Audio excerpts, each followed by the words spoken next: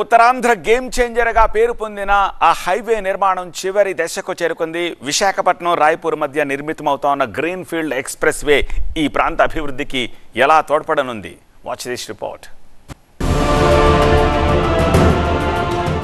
వెనుకబడిన ప్రాంతంగా చెప్పుకునే ఉత్తరాంధ్రకు ప్రస్తుతానికి మనకు కనిపిస్తున్న రాయ్పూర్ విశాఖ ఆర్థిక కారిడార్ ఒక మణిహారంగా చెప్పుకోవచ్చు.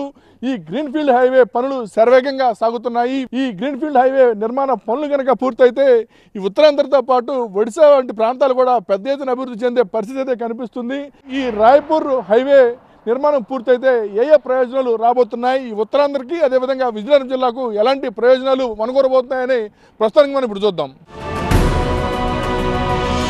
దేశ అభివృద్ధికి రోడ్లు రక్తనాళాల వంటివన్న విషయాన్ని గుర్తించి ఎన్డీఏ ప్రభుత్వం పలు కొత్త ప్రాజెక్టులతో ముందుకు సాగుతోంది.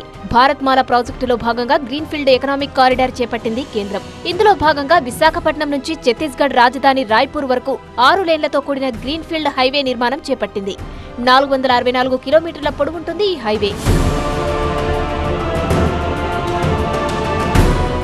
2017లో ఆమోదం పొందిన గ్రీన్ ఫీల్డ్ హైవే ప్రాజెక్టు ప్రారంభంలో అనేక బాలరిష్టాలను అధిగమించి ఇప్పుడు ముగింపు దశకు చేరుకుంది. 3 రాష్ట్రాల మీదుగా సాగుతున్న ఈ రహదారి నిర్మాణానికి ప్రాథమికంగా పెద్ద ఎత్తున భూసేకరణ అవసరమైంది. భూసేకరణలో వచ్చిన ఇబ్బందులు, రైతుల ఆందోళనలు, న్యాయపరమైన సమస్యలు నిర్మాణ పనుల ప్రారంభానికి సమస్యగా మారాయి. ఆ తర్వాత కేంద్ర రాష్ట్ర ప్రభుత్వాల ప్రత్యేక చొరవతో భూసేకరణ సమస్య తీరింది. 2022లో ప్రధానమంత్రి మోదీ చేతుల మీదుగా ఈ గ్రీన్ ఫీల్డ్ హైవే పనులకు శంకుస్థాపన జరిగింది. 20,000 కోట్లతో ఈ హైవేను నిర్మిస్తున్నారు.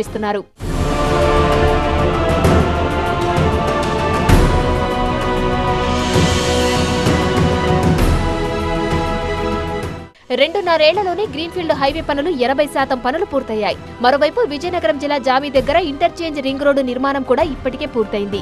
మిగిలిన పనులు త్వరగా పూర్తి చేయడానికి నిర్మాణ సంస్థలు రేయింబవలు శ్రమిస్తున్నాయి. గ్రీన్ఫీల్డ్ ఎక్స్ప్రెస్ వే అందుబాటులోకి వస్తే విశాఖ రాయ్పూర్ మధ్య ప్రయాణానికి పట్టే కాలం సగానికి సగం తగ్గనుంది.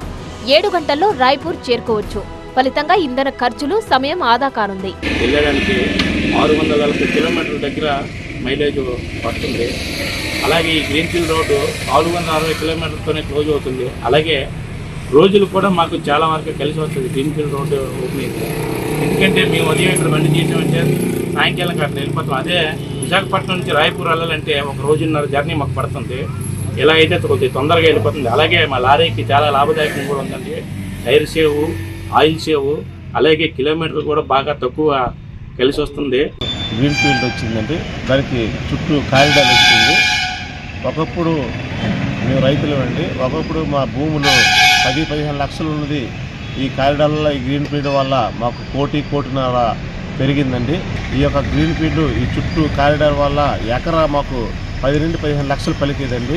ఇప్పుడు ఎకరా 1.5 వరకు పలుకుతుందండి. మా రైతులందరికీ, మా చుట్టుపక్కల సాలువ ప్రజలందరికీ కూడా చాలా సంతోషంగా ఉన్నాము. అప్పుడు భూములు మొదట్లో ఇవ్వడానికి మా బాధగా అనిపించినప్పటికి కూడా ఇప్పుడు చాలా సంతోషంగా అనిపిస్తూ ఉంది. ఇంకా అది ఓపెనింగ్ అయిన తర్వాత ఇంకా బాగుంటుందని మేము ఆశిస్తున్నాము. బాగుంటుంది కూడా. అప్పుడు పాత రేట్ల కన్నా ఇప్పుడు డబల్ రేట్లు భూముల మీద పెరిగాయి. అది కారిడార్ నిర్మాణం వలన మరియు ఆ గ్రీన్ ఫీల్డ్ హైవే వలన కూడా మా ఏరియాకి మంచి సదుపాయాలు కలుగుతూ మా యొక్క భూముల విషయంలో మంచి రేట్లు వచ్చాయని చెప్తున్నాను. ఈ హైవేకు కనెక్టివిటీ ఉన్న ప్రాంతంలో పరిశ్రమల స్థాపనకు కూడా పెట్టుబడిదారులు ఆసక్తి చూపుతున్నారు. ఈ హైవేకు కనెక్టివిటీ ఉన్న పలు ప్రాంతాల్లో భూముల ధరలు అమాంతం పెరిగాయి. ఈ ప్రాజెక్టు పూర్తయితే తూర్పు భారతదేశ ఆర్థిక రంగం జెట్ స్పీడ్ తో ముందుకు దూసుకుపోతుందనడంలో సందేహం లేదు. మరి కొద్ది నెలల్లో ప్రారంభంగానున్న గ్రీన్ ఫీల్డ్ ఎయిర్పోర్ట్ కావచ్చు, అదేవిధంగా ప్రారంభంగానున్న గ్రీన్ ఫీల్డ్ హైవే కావచ్చు, ఈ 2 నిర్మాణాలు పూర్తయితే విజయనగరం జిల్లా భౌతిక స్వరూపంతో పాటు ఆర్థికంగా కూడా పరిపుష్టి చేకూరి అభివృద్ధి చెందే అవకాశం అయితే స్పష్టంగా కనిపిస్తుంది. ఇదే ఇక్కడ పరిస్థితి. కెమెరా పర్సన్ శ్రీనివాస్తో కోడిసరావు, TV9 విజయనగరం జిల్లా నుండి.